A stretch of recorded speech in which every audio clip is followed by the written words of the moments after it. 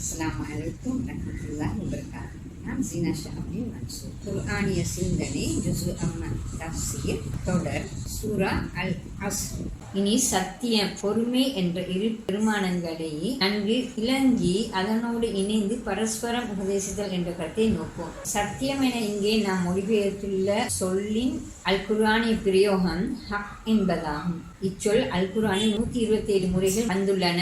அப்படி பிரயோகிக்கப்பட்டுள்ள எல்லா இடங்களிலும் அல்லாஹின் திருநாமங்களாகவோ அல்லது வஹி மார்க்கம் என்பவற்றை குறிக்கவோதான் இச்சொல் பிரயோகிக்கப்பட்டுள்ளது. எனவே இஸ்லாம் சத்தியம் என நாம் இதனை குறிக்கலாம். நம்பிக்கை கொண்டு நற்செயல்களாக நடைமுறைப்படுத்தப்படுகின்ற அனைத்து உண்மைகளையும் ஹக் என்ற சொல் குறிக்கிறது என இன்னொரு வகையில் இதனை விளக்கலாம். இவ்வாறு நோக்கும்போது நம்பிக்கை கொண்டு நற்செயல்களை தனி மனிதர்களாக நடைமுறைப்படுத்துவது மட்டும் போதாது, அந்த சத்தியங்கள் பரஸ்பரம் உபதேசத்திற்கு உட்படுத்தப்படவும் வேண்டும் என இவ்வசனம் கூறுகிறது என புரிந்து கொள்ள முடிகிறது. சத்தியத்தின் பொருள் இதுவாயின் அதனை பரஸ்பரம் உபதேசித்துக் கொள்ளலின் அவசியப்பாடு என்ன என்ற கேள்வி எழ முடியும். உண்மையில் சத்தியத்தை உபதேசித்துக் கொள்ளல் மிகவும் அடிப்படையானது. ஏனெனில் சத்தியத்தை சுமப்பது மிக கடுமையானது. சத்தியத்தின் முன்னிற்கும் தடைகள் மிக அதிகமானவை. மனோ இச்சை, சூழலின் தாக்கம், அநியாயக்காரர்களின் கொடுமைகள் என்பவை அவற்றில் சில.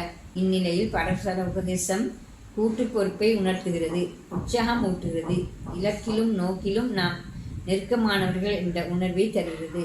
இப்பாரத்தை சுமந்து நிற்பதில் நாம் சகோதரர்கள் என்ற பிணைப்பையும் அது ஏற்படுத்துகிறது. சத்தியத்துக்கு எதிரான சிந்தனைகளும் கருத்துக்களும் தோன்றுவது இயல்பு. அவ்வாறே காலமாற்றம் சூழ்நிலைக்கேற்ப புதிய பாசையில் சத்தியத்தை முன்வைப்பதும் அவசியமாகிறது. இப்பின்னணியில் சத்தியத்தின் வழி நிற்போர் தாம் சத்தியத்தின் மீது உறுதியாக நிற்க பரஸ்பர உபதேசம் அவசியமாகிறது. பொய்யும் சதியும் சூழ்ச்சிகளும் சத்தியத்தை தோற்கடிப்பதற்கான வழியாக பயன்படுத்தப்படுவது வரலாறு நெடுகிலும் நாம் காணும் உண்மை. இந்நிலையில் சத்தியத்திற்காக உழைப்போர் தொடர்ந்து விழிப்புணர்வூட்டப்பட வேண்டும் என்பது சத்தியத்துக்கான உழைப்பின் ஒரு பாதி என்பதில் சந்தேகமில்லை. பொறுமை பொதுவாகவே மனிதனிடம் இருக்க வேண்டிய அடிப்படை பண்பு. சாதிக்க விரும்பும் இக்காரியத்திற்கும் பொறுமை மிக அவசியமான காரணியாவது வாழ்க்கையின் பொது உண்மையாகும்.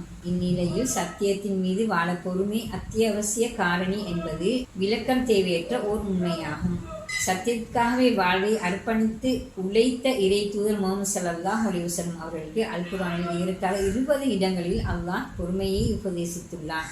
இறை நம்பிக்கையாளர்களும் அல் குர்ஆனில் பல இடங்களில் பொறுமை குறித்து உபதேசிக்கப்படுகிறார்கள். சத்தியம் விதிக்கும் கடமைகளை சுமந்து நிற்க பொறுமை அவசியம்.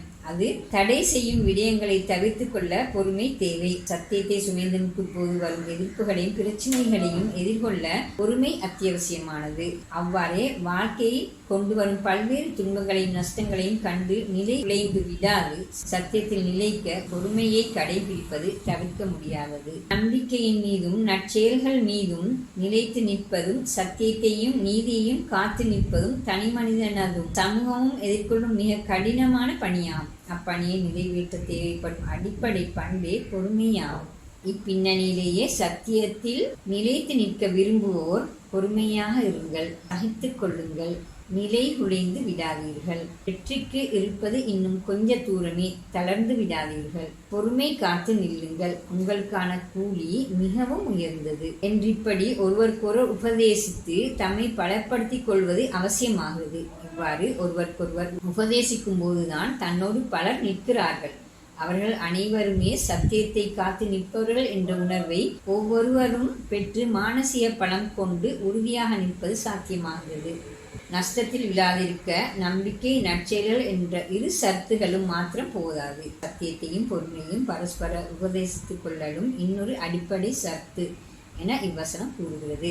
அதாவது நம்பிக்கையும் நற்செயலும் இருந்து இந்த மூன்றாவது சர்த்து இல்லாவிட்டால் நஷ்டத்தில் விழுவது தவிர்க்க முடியாமல் போகும் என இவ்வத்தியாயம் இங்கே விளக்குகிறது.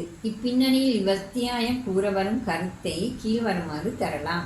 சத்தியம் உலகில் வாழ வேண்டுமானால் அதனை காப்பதிலும் வளர்ப்பதிலும் ஈடுபாடு கொண்ட அர்ப்பணிப்பு மிக்க ஒரு கூட்டத்தினர் அவசியமாகும். அவர்கள் இக்கருத்தை தம்மிடையே அடிக்கடி உபதேசித்துக் கொண்டு ஒருவரை ஒருவர் தூண்டி கூட்டுறவுடன் வாழ வேண்டும்.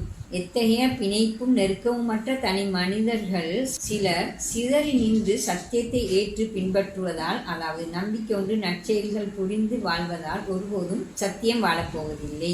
அத்தகைய தனி மனிதர்கள் கால ஓட்டத்தில் பின்தங்கிவிடலாம். அல்லது அடிக்கடி வரலாற்றில் எழும் அசத்தியத்தின் ஆதிக்கத்திற்கு உட்பட்டு அவர்கள் அழிந்து போகவும் கூடும். இப்போது சத்தியத்தையும் அதன் முன்னால் சொன்ன கருத்துக்களையும் இணைந்து நோக்கும். காலத்தின் மீது சத்தியமாக என அத்தியாயம் காலத்தின் மீது சத்தியம் செய்தது.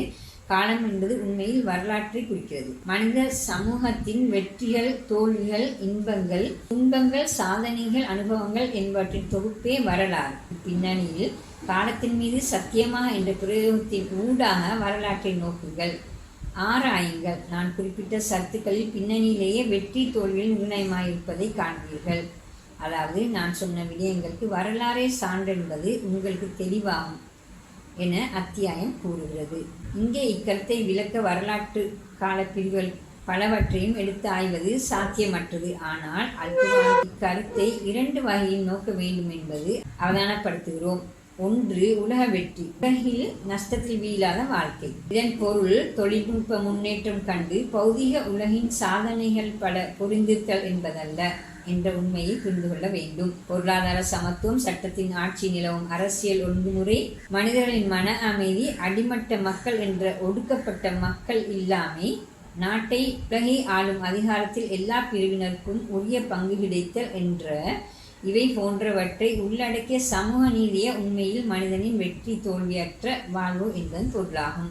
2வது, மறுமை என்ற நிரந்தர உலகின் வெற்றி. அதுவே உண்மையான வெற்றியாகும். அங்கு தோல்வியுற்றால் அது மிக பயங்கர நஷ்டமாகும் என்பதில் சந்தேகமில்லை. இவ்விரண்டு அடிப்படை உண்மைகளையும் அளவுகோலாக கொண்டு மனித வரலாற்றை ஆராயும் போது சமூகங்களினதும் தனி மனிதர்களதும் வெற்றி இந்த அத்தியாயம் விவரித்த சத்துக்களில் தங்கியிருப்பதை நன்கு அவதானிக்க முடியும்.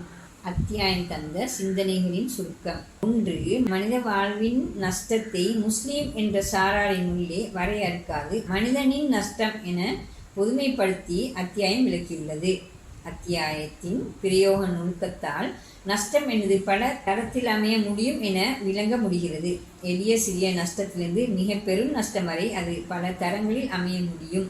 உலகில் இலாபமடைந்து மறுமையில் நஷ்டமடையும் நிலையை காணப்பட முடியும். இந்நிலையிலேயே முஸ்லிம் அல்லாதவர்கள் அடையும் நஷ்டம் அல்லது இலாபம் எவ்வாறு அமையும் என புரிந்து கொள்ள முடிகிறது. தூது கிடைத்தாலும் கிடைக்காவிட்டாலும் வெற்றி தோல்வி என்பன பல வகையில் அமைய முடியும். இந்த அத்தியாயம் விவரித்த வெற்றிக்கான சரத்துக்களை கடைபிடிப்பதில் மனிதன் பல்வேறு தரத்தில் காணப்பட முடியும்.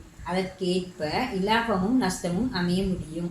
2வது, மனிதன் அடையும் நஷ்டம் பல்வேறு தரம் கொண்டதாக அமைந்த போதிலும் கூட அந்த நஷ்டத்தின் தன்மையை தீர்மானிப்பதில் அடிப்படை பங்கை வகிப்பது நம்பிக்கையும் நற்செயல்களும் சத்தியம், பொறுமை பற்றிய பரஸ்பர உபதேசமுமே என்பது அத்தியாயத்தின் அடிப்படை கருத்தாகும். அதாவது இந்த 3 சரத்துக்களும் நிறைவேறாத போது அந்த சமூகம் அடையும் நஷ்டம் பாரியதாகவே இருக்க போகிறது. 3வது, அல்குர்ஆன் இறை நம்பிக்கை கொண்டு நற்செயல்கள் புரிந்து நல்ல மனிதர்களாக வாழும் தனி மனிதர்களை உருவாக்குவதை மட்டும் நோக்காக கொள்ளவில்லை. அத்தோடு சேர்த்து உலகத்தில் சத்தியத்தை வளர்த்து காக்கும் ஓர் அர்ப்பணமிக்க சமூகத்தை உருவாக்கவே அல்குர்ஆனுடைய தூதின் நோக்கமாக இருந்தது. பரஸ்பரம் உபதேசித்துக் கொள்ளல் என்ற பிரயோகம் இதனையே காட்டுகிறது. இதனை ஆரம்பத்திலேயே அல்குர்ஆன் தெளிவுபடுத்தியது என்பதனை இந்த அத்தியாயம் மக்காவில் இறங்கியது என்பதிலிருந்து புரிந்து கொள்ள முடிகிறது. 4. பரஸ்பரம் உபதேசித்தல் என்பது இந்த அத்தியாயத்தில் கருத்துப்படி முஸ்லிம் சமூகத்தின் அடிப்படை செயற்பாடாக அமைய வேண்டும். அது சத்தியத்தை எடுத்துச் சொல்வதாக அமையலாம். அவ்வாறே அது ஒரு அழகிய ஆக்கப்பூர்வமான விமர்சனமாகவும் அமையலாம்.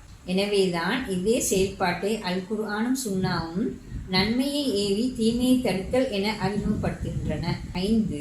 உபதேசித்தல் என்பது பல வடிவங்களை பெற முடியும். உரை நிகழ்த்தல், ஒரு நூலை வெளியிடல், தனிப்பட்ட முறையில் அணுகி உபதேசித்தல் என்ற இந்த வடிவங்களை இங்கு உதாரணமாக குறிப்பிடலாம். அத்தோடு கவிதை, பாட்டு, சிறுகதை, நாவல், நாடகம் என்ற பல்வேறு இலக்கிய வடிவங்களையும் அது பெற முடியும் என்பதனையும் கவனத்தில் கொள்ள வேண்டும். உபதேசம் நல்ல மனத்தாக்கத்தை கொடுக்க வேண்டுமானால் இவ்வாறான பல்வேறு இலக்கிய வடிவங்களை அது பெறுவது அவசியமானதாகும். இத்துடன் சூரா அல் அஸ் முடிவடைகிறது. இன்ஷா அல்லாஹ் அடுத்த சூறாவில் அடுத்த வீடியோவில் சந்திப்போம். அஸ்ஸலாமு அலைக்கும் வரஹ்மத்துல்லாஹி வபரகாத்துஹு. ஜஸாக்குமுல்லாஹு ஹைரன்.